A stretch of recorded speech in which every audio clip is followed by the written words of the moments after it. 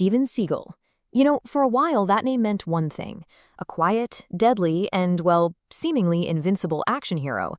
But that whole image, it's been completely shattered, replaced by a really dark story of ego, abuse, and scandal.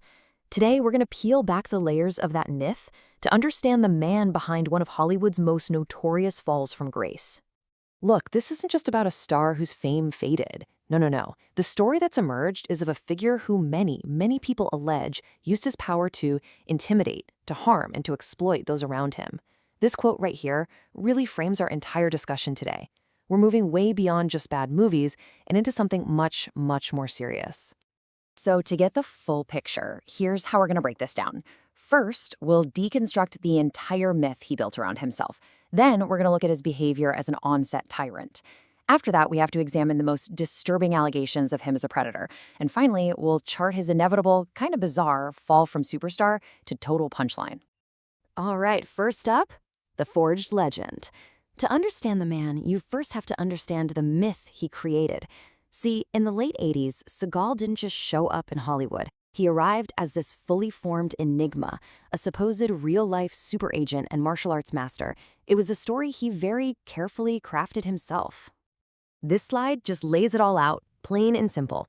He claimed he was the first American to open a dojo in Japan. The truth? He married into the family that owned it. He claimed to be a CIA operative. In reality, zero evidence, absolutely none. Seagal was a master of self-mythology, and for a while, Hollywood bought every single word of it. And you know what? It wasn't exactly a secret among his peers. People inside the industry knew his stories didn't quite add up. Robert Wall, a close friend of Bruce Lee, put it bluntly, calling him a pathological liar who invented a new backstory every time he opened his mouth. But despite the rumors, his charisma and that on-screen presence were undeniable, and that's really what shot him to stardom. Okay, so this carefully constructed tough guy persona, it didn't just stay on screen. Once the cameras stopped rolling, his ego and insecurity reportedly morphed into genuine cruelty, creating a toxic and honestly dangerous environment for pretty much everyone around him. There's one story in particular that became absolutely legendary in Hollywood stunt circles, a moment that publicly shattered his illusion of invincibility and, according to a lot of people, sent him into a spiral of vengeful behavior on set. Yes, you heard that right. During the making of Out for Justice, Seagal was boasting that no one could choke him unconscious because of his spiritual power. The legendary stuntman Gene LaBelle, a true titan of the industry, basically said, "Okay, let's see." In seconds, Seagal was out cold. And the most humiliating part? When he came to, he had soiled himself in front of the entire crew. That story spread like wildfire, and Seagal reportedly never, ever forgave the humiliation. After that incident, his behavior on set allegedly became even more sadistic. Reports from film after film describe a pattern of deliberate violence. He was known for hurting stuntmen for real, then just continuing the scene like nothing happened. He would ask for multiple takes, not to improve the shot, but just to get more chances to hit his scene partners. He allegedly punched a crew member so hard it required 7 stitches, and even intimidated child actors, making them cry. It's just awful. And this story just perfectly illustrates the gap between his persona and reality. For years, Seagal had publicly trash-talked fellow action star Jean-Claude Van Damme. So at a party at Sylvester Stallone's house, Van Damme had enough. He called Seagal out, challenging him to a real fight in the backyard. So what happened? Witnesses say Seagal made an excuse and promptly left the party. When confronted by a real peer, the tough guy just vanished. All right, now we have to move to the darkest and most disturbing chapter of this whole story.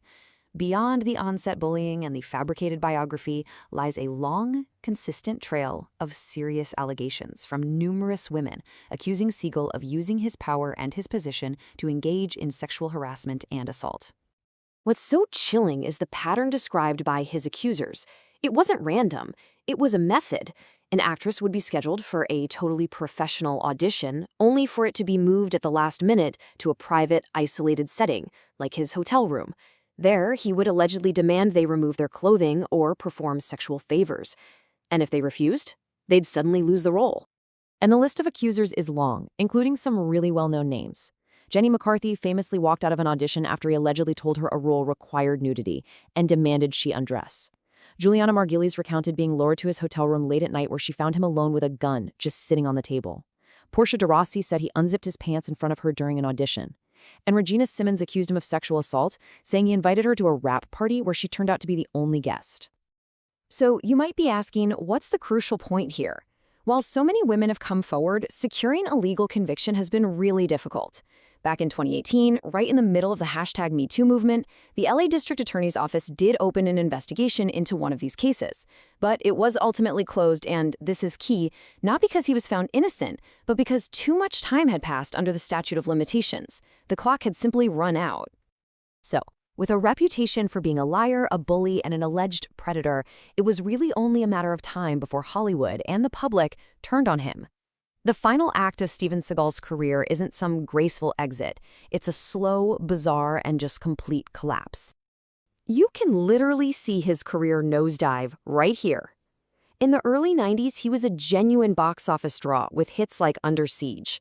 But by the late 90s, the formula was getting old and his reputation was definitely catching up to him. By the 2000s, he was completely out of the mainstream, just churning out a steady stream of cheap, direct-to-DVD movies that were routinely destroyed by critics, often landing at or near 0% on Rotten Tomatoes. And the quality of his work? Oh man, it became a joke in itself. As he gained weight and lost mobility, his on-screen presence became just absurd.